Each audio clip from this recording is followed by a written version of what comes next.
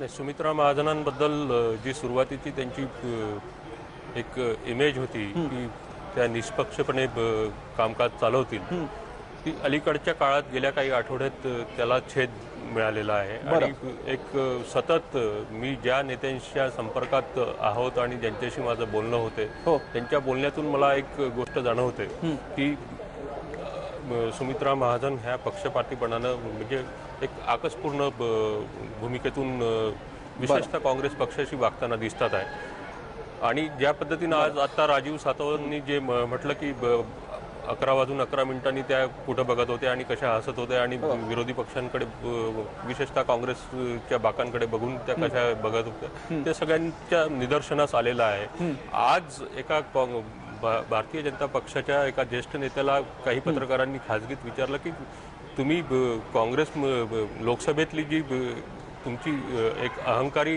हे झालेली आहे, वृत्ती झालेली आहे, ती जर सोडली तर तुम्हाला राज्यसभेत सहकार्य मिळू शकते काँग्रेसचं। विशेषतः इन्शुरन्स बिल वगैरे हे सारखे जे अडचणीचे मुद्दे आहेत सत्ताधारी पक्षाच्या दृष्टीनं ते सोडवण्याच्या दृष्टीनं बरेच हातभार लागू शकतो। तर त्याचंही उत्तर असंच गुळमुळीत होतं त्या नेत्याचं, कारण त्यांनाही ठाऊक आहे की काय चाललेलं आहे। सुमित्रा महाजन आणि त्यापूर्वी असं म्हटलं जायचं जेव्हा मनोहर जोशी लोकसभेचे अध्यक्ष होते तेव्हा ते प्रमोद महाजनांकडे बघून निर्णय घ्यायचे असं म्हटलं जायचं। त्यावेळी प्रमोद महाजन संसदीय कार्यमंत्री होते। आता सुमित्रा महाजन व्यंकय्या नायडूंकडे बघून पुढचं काय पाऊल उचलायचं अशी एक भावना व्यक्त केली जात आहे। ही थोडीशी दुर्दैवी आहे, पण त्याच्यासाठी काँग्रेसने आत्मचिंतन करण्याची गरज आहे की आपलं कुठं चुकतंय। आणि राहुल गांधी हे पंतप्रधान पदाचे उमेदवार होते, त्यांना वेलमध्ये येण्याची गरज का पडावी? मागच्या महिन्यातही ते आले होते, याही महिन्याभरानंतर परत ते आले आहेत। बरोबर आहे। तर असं एक चर्चेत राहण्यासाठी किंवा पक्षातल्या ज्या अंतर्गत कुरबुरी आहे त्यावरून लक्ष उडवण्यासाठी राहुल गांधी ह्या अशा गिमिक्सचा वापर करतात आहे का, याचं देखील एक आत्मपरीक्षण करण्याची काँग्रेस नेत्यांवर चावकेंनी महत्त्वाचा मुद्दा मांडलेला आहे। भातखळकरची किमान आता तरी आपल्याला याची गंभीर दखल घ्यावी लागणार आहे की पत्रकार सुद्धा सांगतात की किमान असा संशय उपस्थित व्हावा, असं वाटावं अशी काहीतरी परिस्थिती आहे आणि त्याच्यामुळे राहुल गांधींना वॉलमध्ये त्या वेलमध्ये उतरावं लागलं होतं। या बाबतीत कसं असेल भाजपचं म्हणणं? सुमित्रा महाजन अगदी आपण अध्यक्षांच्या बाबतीत बोलत नाही, त्यांची कॅपॅसिटी वेगळी आहे, पण काही गोष्टी विरोधी पक्षांना हाताळण्यामध्ये चुकतायत। तुम्ही त्याच चुका करतायत जे दावे तुम्ही काँग्रेसच्या पक्षाचं सरकार असताना केले होते। नाही, मुद्दा असा आहे की चावके म्हणतायत त्या पक्षपाती वागतायत। मला वाटतं की नाही, चावके असं नाही म्हणाले, चावके असं नाही म्हणाले। त्यांचे तुमच्या भाजपच्या नेत्यांशी बोलताना, काँग्रेसच्या नेत्या विरोधी पक्षांशी बोलताना त्यांना असा फीडबॅक मिळतोय की काहीतरी चुकतंय लोकसभेतल्या कामकाजामध्ये।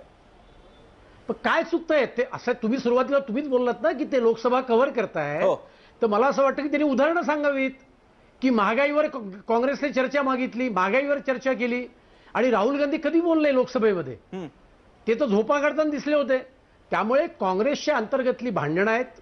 कालच्या इकॉनॉमिक टाइम्सला ही बातमी आहे की प्रियांका गांधी काँग्रेसमध्ये सक्रिय होणार, त्याच्यामुळे ते अस्वस्थ असतील। एका पाठोपाठ एक नेते काँग्रेसच्या घराणेशाहीच्या विरोधात बोलतायत, राहुल गांधींच्या नेतृत्वावर प्रश्नचिन्ह व्यक्त करतायत। नटवर सिंगांनी पुस्तकात जे लिहिलंय ते परवा प्रसिद्ध झालंय। या सगळ्याकडून लोकांचं लक्ष उडावं आणि मी सुद्धा कधी आक्रमक नेता आहे हे दाखवण्याकरता राहुल गांधींचे उद्योग चालू आहेत। याच्याकडे याला काही अर्थ नाही। म्हणजे संसद ही निर्माण होऊन अजून 3 महिने झाले नाहीत, तो लोकसभाचे अध्यक्ष पक्षपाती आहेत अशा प्रकारचा आरोप केला जातो।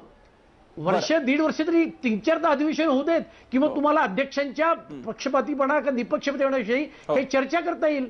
पण खऱ्या अर्थाने जे पहिलं अधिवेशन आहे, जे विस्तृत अधिवेशन आहे, त्या अधिवेशन अशा प्रकारचा आरोप केला जातो। मला वाटतं ज्याच्यात राजकारणाच्या पलीकडे काही नाही आणि अध्यक्षपदाचं अवमूल्यन आहे। आणि ज्या मनोहर जोशींचा उल्लेख त्यांनी केला, त्या मनोहर जोशी अत्यंत उत्कृष्ट अध्यक्ष म्हणून काम केलं हे आम्ही नाही म्हणतोय, लालू प्रसाद यादवांनी म्हटलं होतं। आणि त्यामुळे 2004च्या लोकसभेच्या निवडणुकीत त्यांच्यासमोर लालू प्रसाद यादवांनी आपला उमेदवार सुद्धा उभा केला नव्हता।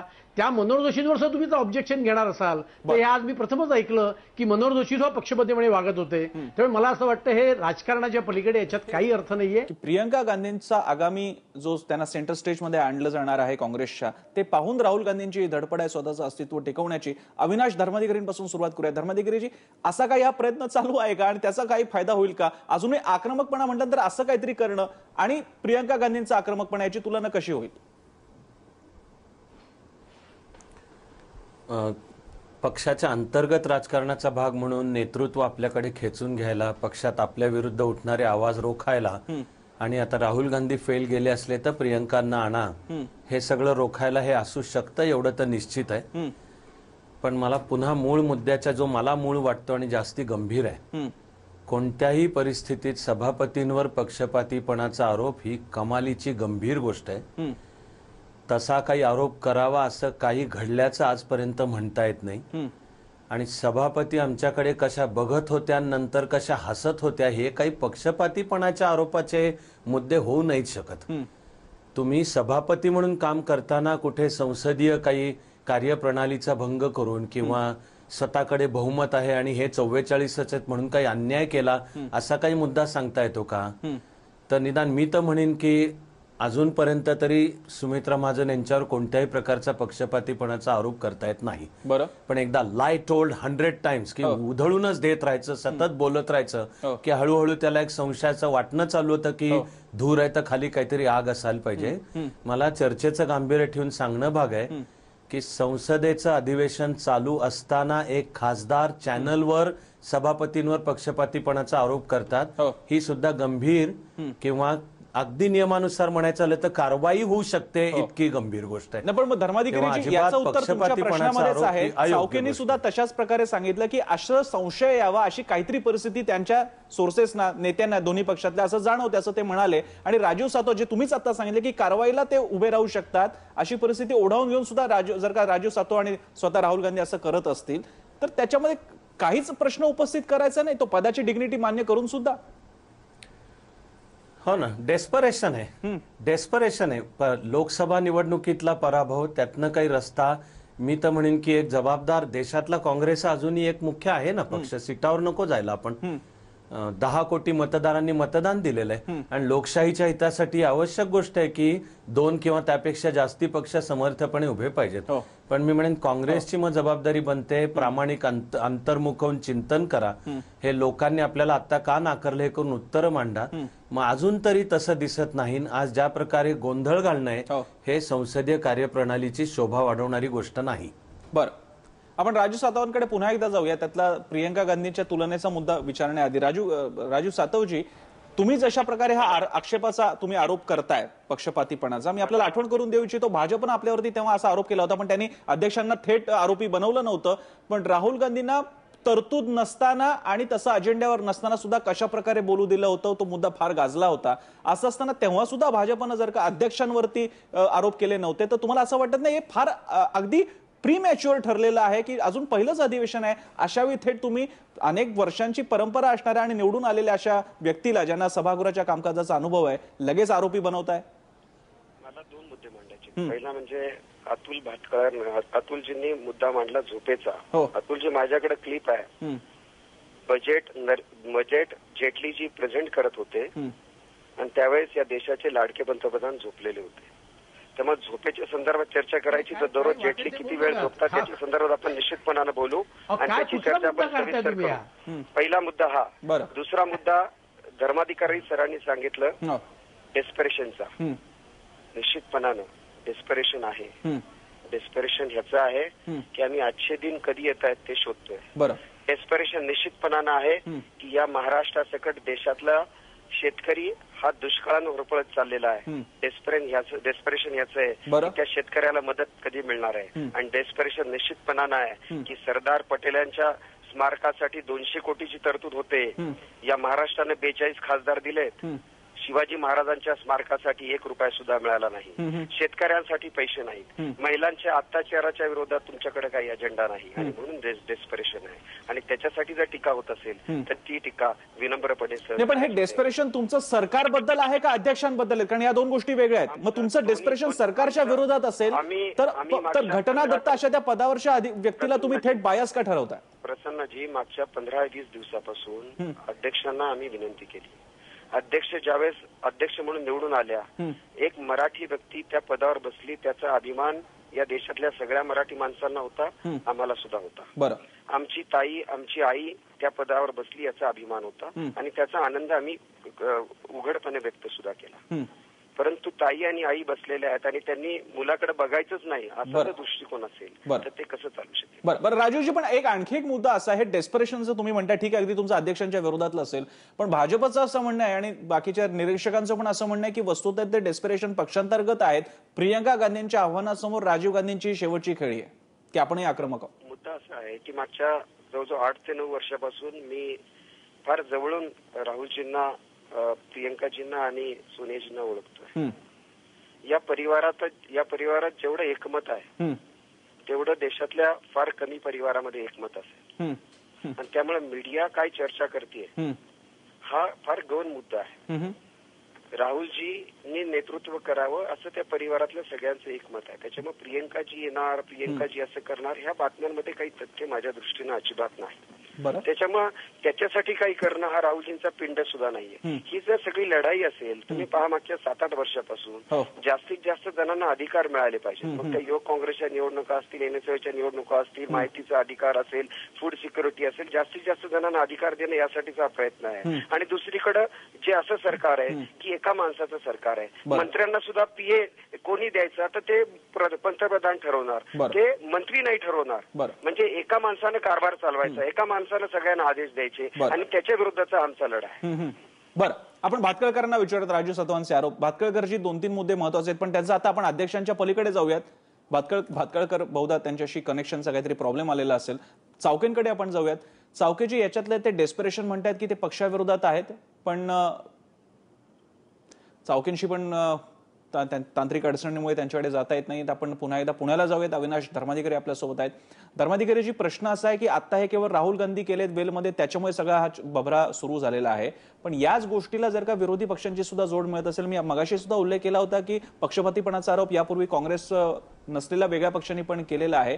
अशावेळी हे वातावरण निवळण्याची फार मोठी जबाबदारी अध्यक्षांवरती आणि पर्यायानं प्रामुख्यानं भाजपवरती असेल. तसे प्रयत्न होताना दिसत आहेत आपल्याला? एक म्हणजे अजूनही मी म्हणतोय की पहिलं अधिवेशन आहे, सरकारचे 100 दिवस सुद्धा झालेले नाहीयेत. जगातल्या कुठल्याही लोकशाहीमध्ये जर लोकांनी निवडून दिलेलं नवं सरकार असेल तर त्याला काहीतरी काम करायला मुदत किमान एक मानली पाहिजे, ज्याचं एक मजेदार नाव हनीमून पिरियड आहे. बरं, तर हे कुठलाच असा वेळ द्यायला तयार नाहीत आणि अजून पहिल्याच अधिवेशनात पक्षपातीपणाचा आरोप, हे ऍक्च्युअली असंसद, हे लोकशाहीच्या हिताचं नाहीये. बरं, आणि एक जबाबदार विरोधी पक्ष म्हणून जी भूमिका बजावायची त्यालाही शोभेची गोष्ट नाहीये.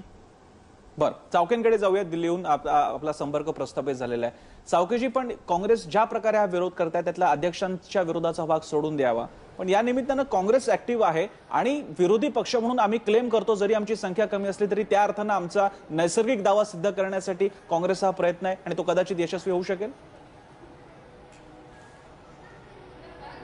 काँग्रेसनं जो विरोधी पक्षनेते पदासाठी दावा केलेला आहे तो खरं तर त्यांची 10% संख्याबळ नसल्यामुळं त्यांनी तो फार त्याला ताणून धरण्यात काही अर्थ नाहीये. बरं, कारण आणि भलेही ते कायद्यानं 1977 नंतर दुरुस्त्या झाल्या असतील आणि जो सर्वात संख्याबळानं मोठा पक्ष त्याला विरोधी पक्ष नेतेपद मिळालं पाहिजे असं जरी कायद्यानं मान्य केलं असेल तरी आतापर्यंत जी परंपरा आणि जे हे राहिलेलं आहे काँग्रेस पक्षाचंच धोरण राहिलेलं आहे जवाहरलाल नेहरू पासून राजीव गांधींपर्यंत, तर त्या प्रश्नात आता फारसं पडू नये. आणि काँग्रेसला खरंच जर आपलं अस्तित्व सिद्ध करायचं आहे तर ते रस्त्यावर उतरून आणि आंदोलनाने आणि जनतेच्या भावना परत कार्यकर्त्यांचे जे हे आहेत अपेक्षा आहेत त्या पूर्ण करून त्यांनी करायला पाहिजे. निवडणुका आता 5 राज्यांमध्ये आहेत तोंडावर, पण काँग्रेसची कुठलीही शून्य तयारी आहे अशी परिस्थिती आहे. आणि अशा परिस्थितीत 2.5 महिने झालेले आहेत निवडणुकीचा निकाल लागून. काँग्रेसनं कुठलाही आढावा घेतलेला नाही, कुठलंही गंभीर आत्मपरीक्षण केलेलं नाही. आणि राहुल गांधी यांना जर सोनिया गांधी आणि प्रियंका गांधी यांचं समर्थन आहे असं राजीव सातवजी म्हणतात आहे, तर त्यांनी आता पूर्ण आपलं लक्ष केंद्रित केलं पाहिजे. पण ते फोकस नाहीत, ते गंभीर नाहीत असा पक्षातूनच आरोप होतोय त्यांच्यावर. आपण राजू सातवांकडे जाऊया, कारण शेवटचे काही वेळ उरलेला. मला आशा आहे की भातखळकर सुद्धा आपल्याला मिळतील, संपर्क तुटला असला तरी. भातखळकरांकडे जाऊयात आणि सगळ्यात शेवटी राजू सातवांकडे. भातखळकरजी, मगाशी राजू सातवांच्या बोलण्याबद्दल आपल्याला प्रतिक्रिया द्यायची होती, बोला. एवढंच म्हणायचं आहे, त्यांचं भाषण हे त्यांनी जे काही वक्तव्य केलं ते राजकीय स्वरूपाचं होतं आणि ते मूळ मुद्द्याला बगल देत आहेत की राहुल गांधींसारख्या त्यांच्या पक्षाच्या क्रमांक 2च्या नेत्यांनी वेलमध्ये जाऊन संसदीय परंपरा तोडली. हे चांगलं केलं का वाईट केलं? त्यांच्याच पक्षाचे ज्येष्ठ खासदार कमलनाथ आज टीव्हीवर असं बोललेले आहेत की मी पक्षपतीपणाचा आरोप लोकसभा अध्यक्षांवर करत नाही, हे त्यांनी स्वतः म्हटलंय. त्यामुळे मला वाटतं जे मॅच्युअर लीडर आहेत, जे वर्षानुवर्ष संसदेत निवडून येत आहेत, ते अत्यंत जबाबदारीने बोलतायत. राजीव सातव असतील किंवा राहुल गांधी असतील, हे मात्र त्या जबाबदारीने बोलत नाहीयेत. ही दुर्दैवाची परिस्थिती आहे. बाकी नरेंद्र मोदी मौनी बाबा झाले, ते झोपायला लागले, अशा प्रकारची इतकी वस्तुस्थितीला सोडून विधानं ते करतायत. मला वाटतं की हे राजकीय विधानं च्या पलीकडे त्यांची जी काही विधानं घेत त्याला काही महत्व नाहीये आणि वर्ष तर जाऊ द्यायला पाहिजे लोकसभा अध्यक्षांवर काही आरोप करायला. पण तेवढं सुद्धा काँग्रेसला धीर राहिलेलं नाही. मला वाटतं काँग्रेस हे बौखला गई आहे. हा पराभव त्यांना सहन होत नाहीये. त्यामुळे आंदोलनं करा, ती जनतेत जाऊन करा, पण ती करण्याची संधी आणि वेळ तुमच्यावर येणार नाही, कारण आमचा कारभार अत्यंत चांगला. बरं, आपण राजीव सातवकडे त्यांची शेवटची कमेंट आपण घेणार आहोत. राजीव सातवजी, समजा धरून चालू हे अग्रेशन गरजेचं असतं, राजकारण असतं, लोकांपर्यंत ते पोहोचवता आलं पाहिजे.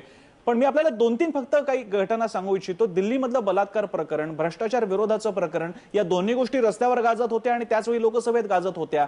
त्यावेळी राहुल गांधींनी हा आक्रमकपणा का नाही दाखवला? तेव्हा फक्त आपलंच सरकार होतं म्हणून ते काही बोलले नाही. तेव्हा ते त्याची भाषणं, राहुल गांधींचं बजेटवरचं एका दुसरं भाषण सोडलं तर राहुल गांधींचा या 2 महत्वाच्या विषयांवरती, देशभरात तरंग तयार करणाऱ्या या विषयांवरती राहुल गांधींचं अग्रेशन आम्हाला दिसलं नव्हतं. तेव्हा कुठे गेला हौदात येणं आणि न येणं? जी अतुलजींना मला सांगायचं आहे की मागच्या 15-20 दिवसाच्या हे दुसरं अधिवेशन आहे, पहिलं अधिवेशन नाही, दुसरं अधिवेशन आहे संसदेचं आणि पूर्ण अधिवेशनाच्या दोन्ही अधिवेशनाचा कालावधी काढला तर 90